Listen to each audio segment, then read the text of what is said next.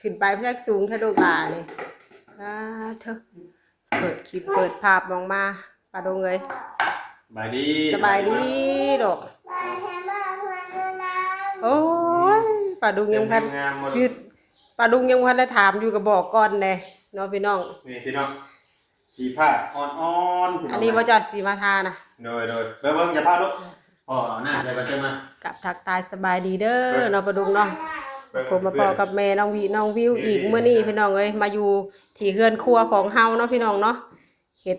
จบสิ้นไปทางคนมาเฮ็ดให้นี่ก็เป็นอาทิตย์ผู้ใดพี่น้องเอ้ยน้อยๆซำนี้ก็เบิดไปหลายหมื่นเติบหมื่นกว่าเนาะแต่เกือบจะ20,000พุ่นแหละเกือบ20,000รวมทั้งค่าสั่งรวมทั้งค่าอยู่รวมทั้งค่าอยู่ค่ากินก็ตกไปอยู่20,000พุ่นแหละเนาะ20,000ปลาย20,000กว่าพุ่นแหละถ้ารวมทั้งค่าอยู่ค่ากินเพราะว่าแม่น้องวิเลี้ยงข้าวเพิ่นนำพี่น้องเอ้ยถ้าเฮาบ่เลี้ยงข้าวเพิ่นนี่ก็เพิ่นก็สิอัพราคาสร้างขึ้นอีกเด้อนี่แต่นี่ได้ราคาไปเพิ่นคิดราคาคนละราคาคิดเมาคิดรวม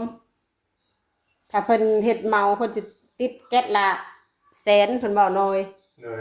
ติดแก๊สละ100,000เพิ่นติดกระเบื้องนี่แค่ไปเอาน้ำเย็นมาให้พอกินอยู่พอเด้อมาเด้อมื้อนี้เพิ่นสิทาสีเพิ่นว่าอันเพิ่นว่าสิอันว่าเอาขึ้นใส่สูงๆผัดบ่ได้เฮ็ดได้มาเพิ่นบ่ได้ติดขึ้นสูงเลยสิมาทาสีเอากระดาษมาไปกระดาษบ่ห้องเนาะตั้งมาเจ้าของงามเพิ่นสิมาเฮ็ดเปื้อนเด้เฮงประเทศไหนงามเจ้าของมาเฮ็ดสิได้บ่ได้แล้วเฮงเตาเฮงข่อยเข้ามาอยู่พาที่เฮ็ดสีคือได้เดี๋ยวเฮาสิอันถ่ายคลิปคือกันพี่น้องเนาะถ่าย2คนแม่น้องวิธีก็ถ่ายบ่ยังก็ถ่าย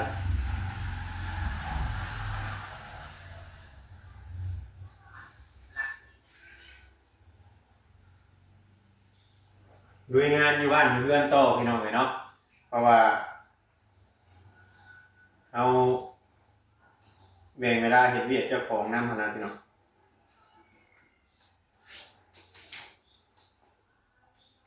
เพราะว่าอันยาแนวแบบมันบ่อยากพอกันนะ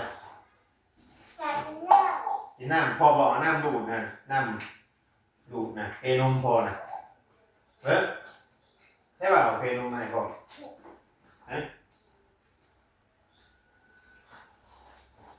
มาแล้วมาหลาย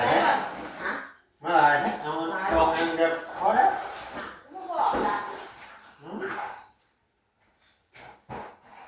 จองอันกันง่ายไปแม่งจะยุ่งกับถ้าเลิกก็ง่ายไปเฮ็ดอะไรอยู่ถ้าพื้นก่อนก็ได้พื้นโอ้ยในวิตี้จะเข้าในอันบ่โอ้วิตี้แม่ให้ลูกเลือกอันมีห้องนึงวิตี้ห้องนึงและไอ้ลูกสิเลือกเอาห้องไหนเลือกห้องนั้นแม่นบ่ห้องนอน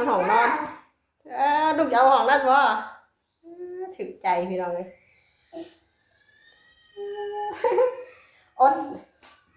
อดกินนมเลยอดกินนมงามเนาะพี่น้องสีเขียวออกสีเขียวไอ้ขาวมีลูกไอ้ลายดอกไม้ใบไม้พี่น้องเลยใส่อาจารย์ยี่ดีวะเด้อวะ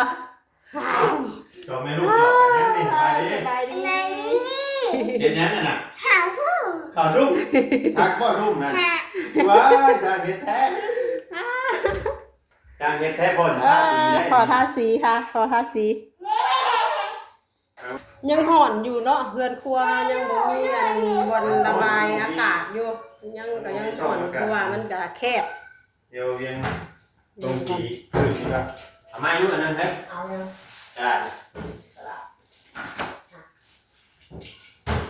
เอาล่ะเย็ดลูกมันหนีมือแล้ว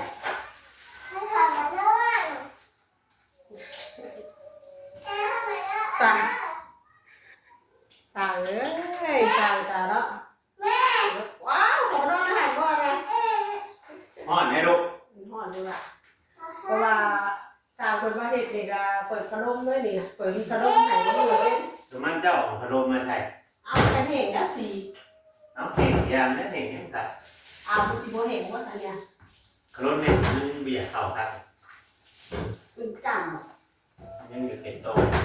ำสีโอ้จืดแท้น่ะ สีฟ้าอ่อนเงี้ยนะ แม่ทำไมด้วยเหรอหาด้วยน่ะ เป็นแม่บ่หาอ่อนนี่นะมันทุกข์เนี่ยไปจักอันนี้ แล้วว่า เบิ่ง เดี๋ยวเข้าไปยังบ่ฮ้อนบ่นี่ บ่เอาเบิ่งบ่เข้า เขาไปเข้าอยู่ห้องนะจ๊ะ อันนี้เลือกข้างนี้ บ่เอาทางใกล้ด้วยน่ะ แต่เลือกข้างหน้า เยอะ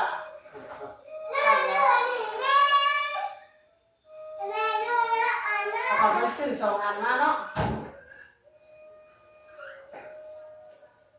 ถ้าหนูหน้าอย่าหน้าถ้าหนูหน้าขาวหัว เจ้าทางเอาผูก หนูหัวชัว แต่เอาพัดลมมาไปไม่ฮ้อนแท้นี่ เอาพัดลมบ่ เอาไปเลย ถ้าหนู ก็หาตัวช่วยกันหาตัวช่วยกัน ถ้าหนูหน้าขาวหัวหนูหน้าขาวหัว เลยจะฮ้อนแท้ ถ้าหนูหน้าขาวหัว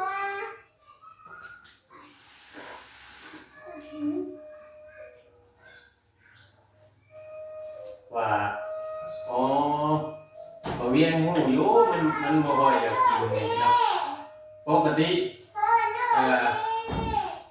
เอาจะทาสีขาวห้องพื้นก่อน อันนี้เนาะอันนี้อ้าวอยู่ใช่น่ะอ๋ออัดเดี๋ยวยังมันฮ้อนนั่นออกมาออกมาแม่นๆอย่างนอนยังน่ะฮ้อนเพราะว่าเฮาบ่ได้ทาสีห้องพื้นก่อนมันบ่ค่อยอยากกินได้ดีพออย่างนั้นสีฟ้าอ่อนน่ะมันคือบ่อยากกินรวมยังบ่เห็นบ่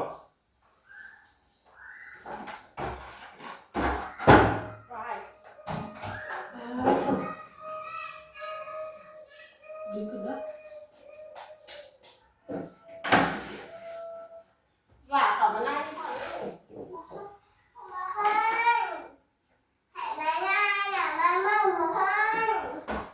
เห็นบ่เลยแจ๊กมันฮ้อน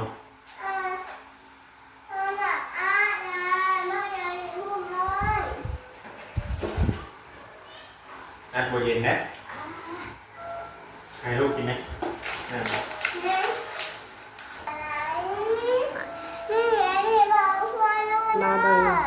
มันก็บอกกิน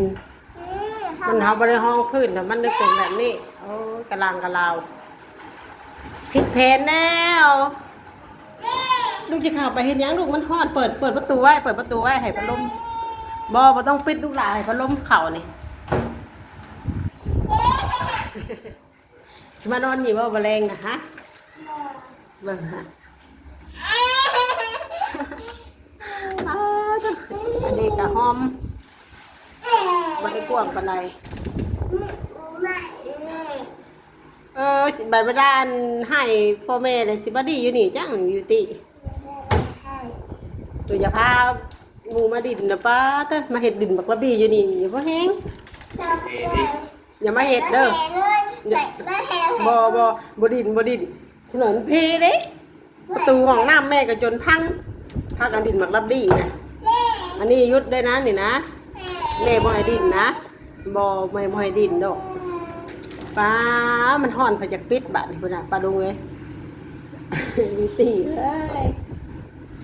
เบิ่งทางคอพุ่นจ้ะเป็นอะไรล่ะโอเคอยู่บ่ล่ะ เดี๋ยวมันเดี๋ยวนะ แล้วมันสิกลมคืนกินน้ำหลังบ่ล่ะ เนี่ย แม่ มันจะกลมกลืนแล้วหลัง ต้องติดตามเบิ่งเนาะ ก็สีมันเป็นสีอ่อนแน่นะ โอ้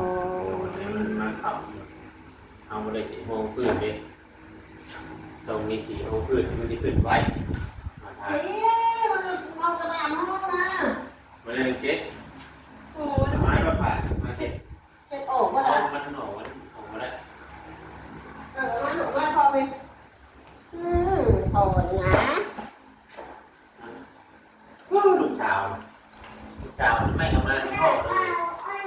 เออ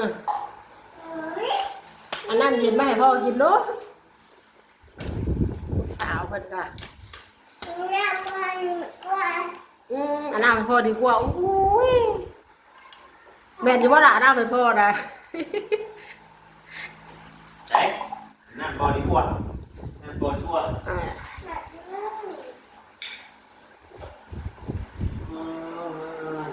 เบิ่งอันนี้ก็จะเป็นบ่อนอ่างล่างถ้วยพี่น้องเลยทำเลย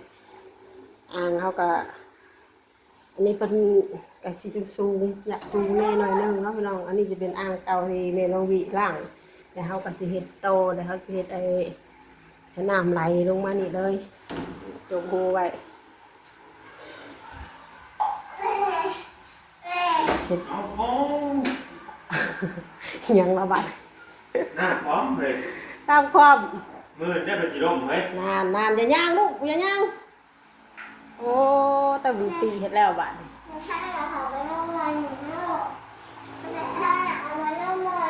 หืมลงไปให้พี่สังมันแม่นแนวลงไป เดี๋ยวไปเอาแพร่มาเสร็จก่อนป้าวิตีเฮ็ดงานเข่าอีกเลย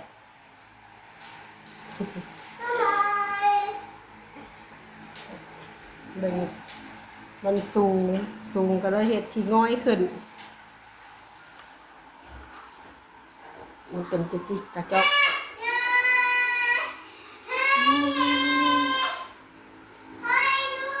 ทาง4ทางน้อยๆสิอยากให้พ่อบัดผูกพ่อดอก พอแล้วบอกไปชื่อเนี้ย ว่าไปซื่อโอ้ยมาเบิ่งเออ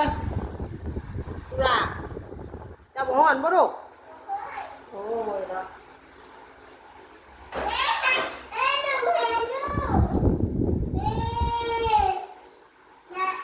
รถกระทะนี่ครับ มันบัดนี้มันบ่คักอยู่เอาว่าเครื่องขลุ่นน่ะติดเนี่ยเอาเครื่องปั่นมาปั่นแล้วเลยบ่โอ้ ถ้าก้มร่มได้ฮะเลย อีตี มุนเข้าไปยังมันฮ้อนนะไว้ออกมาฮ้อนไปอย่าลื้อสักบางเนี่ยคือจะนอกยังว่าบ่ฮ้อนอยู่ ฉันว่าขาดหายใจออกแล้วค่ะลูกโอ้ออกมาลูกออกมาดื้อเปิดขาดหายใจแล้วฮะเปิดใจขาดหายใจเลยน่ารอ ป เล ลาย ลุกหน้าและปลาลุกเบิกอยู่ที่มานั่งข้างพ่อนะ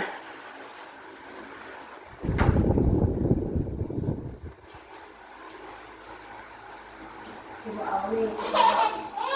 ได้โอ้ไปสักวันเนี่ย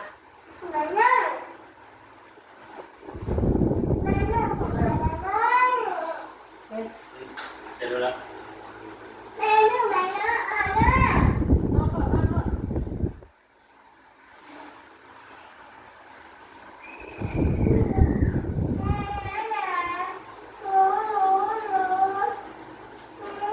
เกิดคนกับน้องจริงมั้งค่ะเดี๋ยวคนเราก็คิดด้วยนะคิดว่าจะทำแล้วก็รู้ว่าสักหน่อยเสียงเป็นคนหน่อยไหนได้สักหน่อยเลยคนเราจะเสียงคนหน่อยไหนได้สักหน่อยเสือ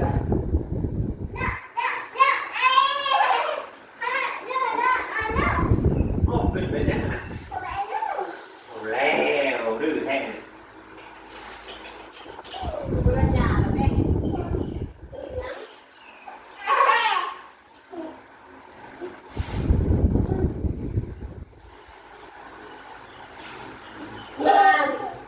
ดื้อดื้อดื้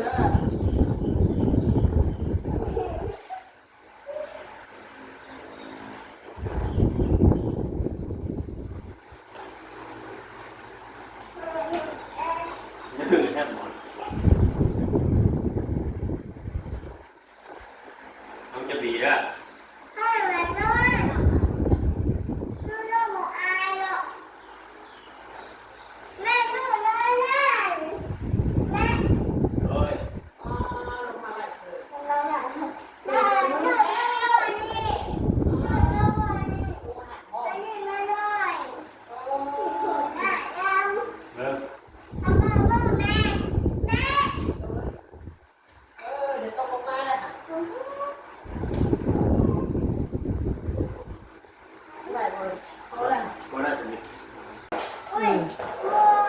สวยแล้ว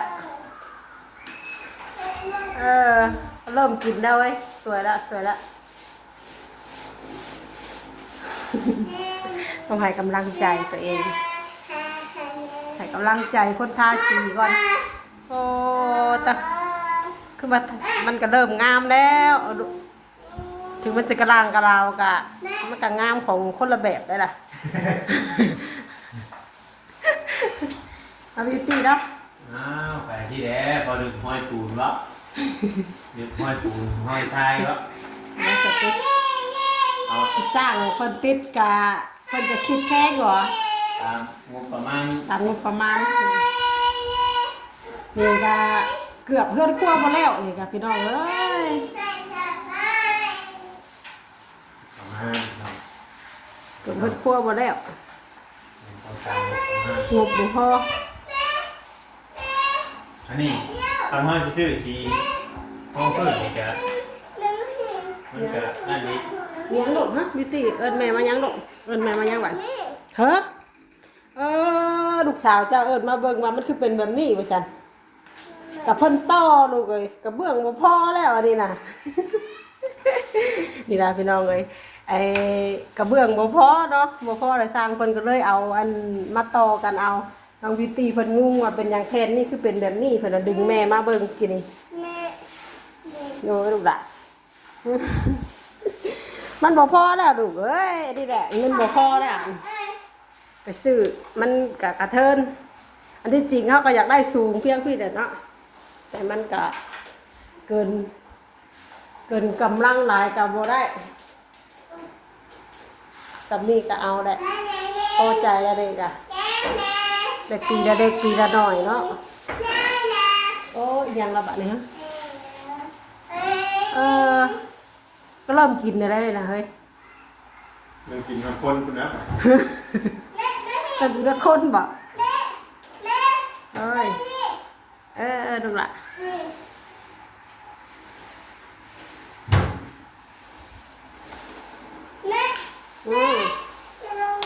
เดี๋ยวแม่จะไปเซ็ตบนอันทีอันนั้นมันย่อยลงก่อนป่ะ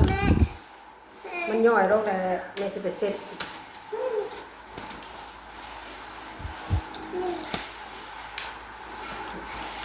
มันตกลงแล้วมันสีแห้งแล้วมันสียากเนาะไปเซ็ตตั้งก่อนพี่น้องเลยขากล้องพอเทิงคนมาตั้งทั้งที่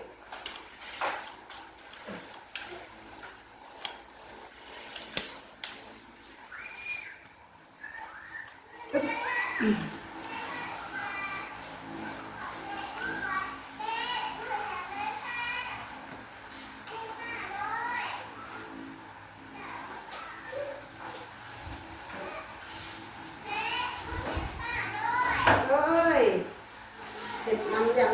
อันนี้ยังไม่อยากออกได้เลย มาผ่าทุกหน้าไหม สุดแล้วอยากเห็นเลยโย้ย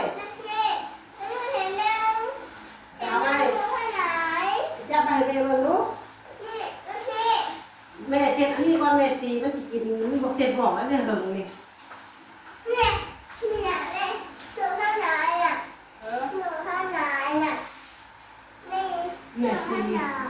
สีมันกินมันก็ออกแล้วนี่ ไปตามเช็ดแถว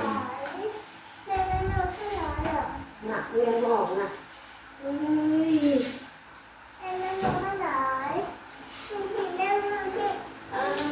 อยู่ใช้เบิ้ง เอาเบิ่งลูกเมียงน่ะมันเรียกกันเบิ่งยังอีกป่ะนี่ยิตีเลยกระแป๊บเดียวนี่ยังไม่อยากออกได้นี่นะ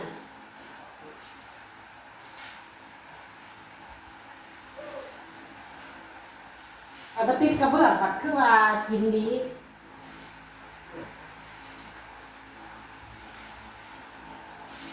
อยากต้องไปถึงกระเบื้องคือว่ากินรถดิ กินอะไร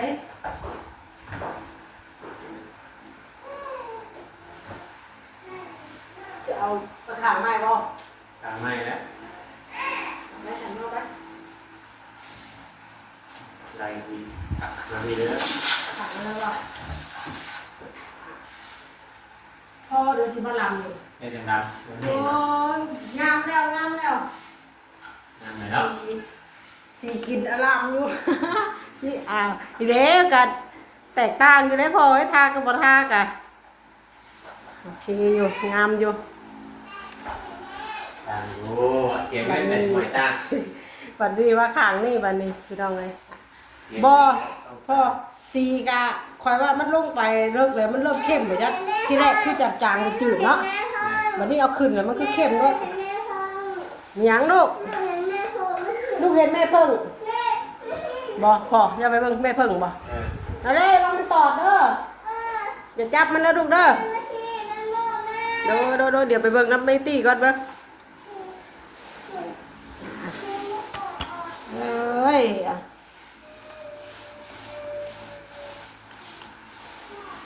ใช่ลูก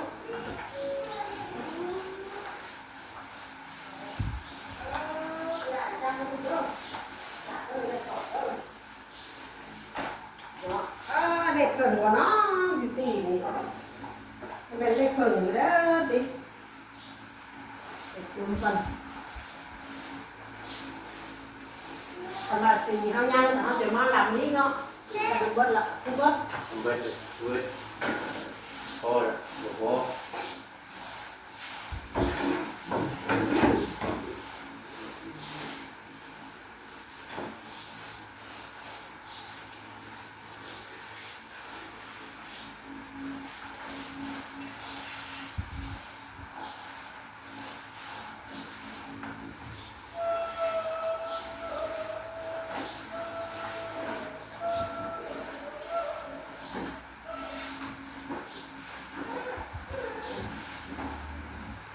ตอนนี้ก็ต้องขนมแล้วก็ไม่ไม่ขนมก่อนเราเลยต่อไปกับบรรลุแล้วเนาะแต่ตอนนี้ต้องหัวไว้ก่อนอยากจะขึ้นการวัดแรกๆ จะมาบีกัน แรกๆยังกับห่วงวัด เต้นไม่คือวันเต้น ใส่ เหยียดมือตี อ่ะเปล่าเวียนกินดิเยอะกินออกแล้วกินนะบอกน้ำไหม้ตัวเองอยากลงอุ้ยไปใหญ่เลย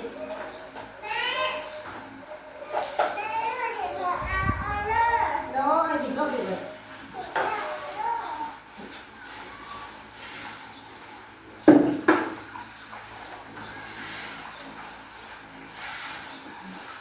ข้างหน้าตาสีกันนั่งค่ะ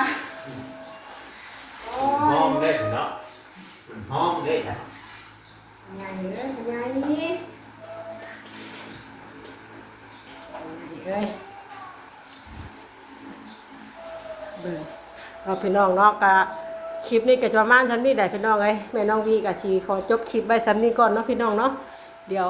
ต้องคิดถึงการลงมือก่อน ลงคลิปให้ป้าลุงเบิ่งก่อนเดี๋ยวนั่นใดก็จะอัปเดตให้เบิ่งอีกเทื่อนึงเนาะว่าเพื่อนครัวของน้องบิวตี้เดี๋ยวพี่น้องเสร็จสมบูรณ์แบบจะออกมาเป็นแนวใด